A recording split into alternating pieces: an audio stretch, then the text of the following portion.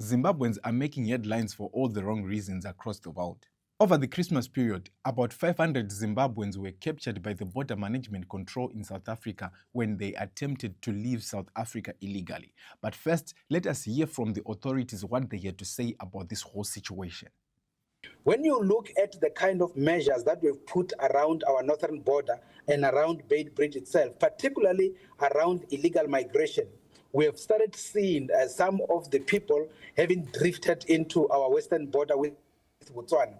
For instance, just in the past 2 days, we've been able to intercept over 500 Zimbabweans that were trying to cross into Botswana around Crobela's Bridge, port of entry, illegally. All of those people were intercepted, and we had to make sure that we bring them to the port and we process them out for deportation. So there is a shift out of Beit Bridge into Crobela's Bridge and other ports into Botswana. And that is an attempt to at least subvert the processes. So we are aware of that, and that is why we proactively deployed even that side to be able to deal with that situation. Now let us take a look at why most Zimbabweans are trying to use the Botswana border to cross from South Africa into Botswana and then from Botswana into Zimbabwe. South Africa introduced a new system, and this system says that all the Zimbabweans that are having passport problems are only allowed to leave South Africa through the Beit Bridge border post. These passport problems include problems like expired passports, overstaying visas, and asylum seekers. According to the new rules, Zimbabweans with such documentation issues are not allowed to leave South Africa through any other border. Those who try to do so are stopped by the Border Management Authority. Many Zimbabweans were intercepted at alternative borders and were issued with a denied departure or refused departure stamp in their passport. These stamps mean that the person cannot leave South Africa. So I would say the operation was successful in terms of the departure. We had a hectic period over the weekend, but up to yesterday, we had all the queues almost finished, whether it's pedestrians, buses and trucks. You saw as we came into the port this morning. Now, this new system that was implemented by the South African government was very strategic, because if all the Zimbabweans are now using only one border, the Beit Bridge border post, to cross from South Africa into Zimbabwe, then it means that they will increase the chances of capturing those that might have overstayed their visas and those that might have crossed into South Africa illegally, those that they call illegal migrants. So for a lot of people, for a lot of Zimbabweans, to avoid being captured, they then opted to use different routes. They changed. They no longer used the Beit Bridge border post. They then tried to get into Botswana. And then when in Botswana, get into Zimbabwe like that. But then again came the problem of those who were seeking asylum in South Africa. I have a feeling that most of the people looked at seeking asylum as a strategy to leave Zimbabwe, but then they did not think of the consequences of seeking asylum in a different country. You see, what happens when you seek asylum in South Africa? If you're a Zimbabwean and you seek asylum in South Africa, when you seek asylum in South Africa, then you are telling the South African government that your life is in danger in Zimbabwe and you no longer feel safe to live in Zimbabwe. So when you apply and you are seeking asylum in South Africa, you are then not allowed to willingly travel back into Zimbabwe.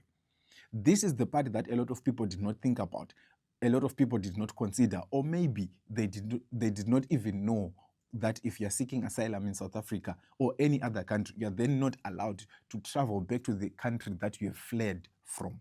And for most of the people, they thought that seeking asylum in South Africa from Zimbabwe means that you won't be allowed to cross the border directly from South Africa into Zimbabwe. So they were opting to make it look like they're traveling into Botswana. And then once they are in Botswana, they travel back to Zimbabwe using the Botswana-Zimbabwe border, which is very, very illegal. So if an asylum seeker tries to go back to their home country, the country that they fled from, their asylum application can be cancelled. Their asylum status can be withdrawn. They may be refused re-entry into the country that they were seeking asylum, and in most cases, they can be deported.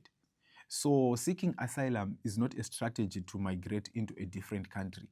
You only need to seek asylum if your life is truly in danger in your home country, if your life is truly not safe in your home country, that's when you can seek asylum. Don't use seeking asylum as a strategy, because there are a lot of implications and it can also affect you in the future when you want to try to go back to your country. But then does that mean that you are completely no longer allowed to travel back? No, there are a few exceptions. And in these exceptions, you need to seek for permission in advance in the government of the nation that you are living in, the nation that you are seeking asylum. The second thing is you need to prove that your life is no longer in danger in the home country that you fled from. Right? So if you want, let's say if you are from Zimbabwe and you're in South Africa, you seek the asylum in South Africa. If you want to travel back to Zimbabwe, you need to prove that your life is no longer in danger in the country that you came from. And all this is a very official process that needs to be done. There are procedures that needs to be done. You don't just wake up and think that I want to go back to Zimbabwe, but you are seeking asylum in South Africa. That is not the right strategy. So I call unto you Zimbabweans out there. Remember, you are representing the nation. Whatever happens, it will not just affect you, but it will affect each and every Zimbabwean out there.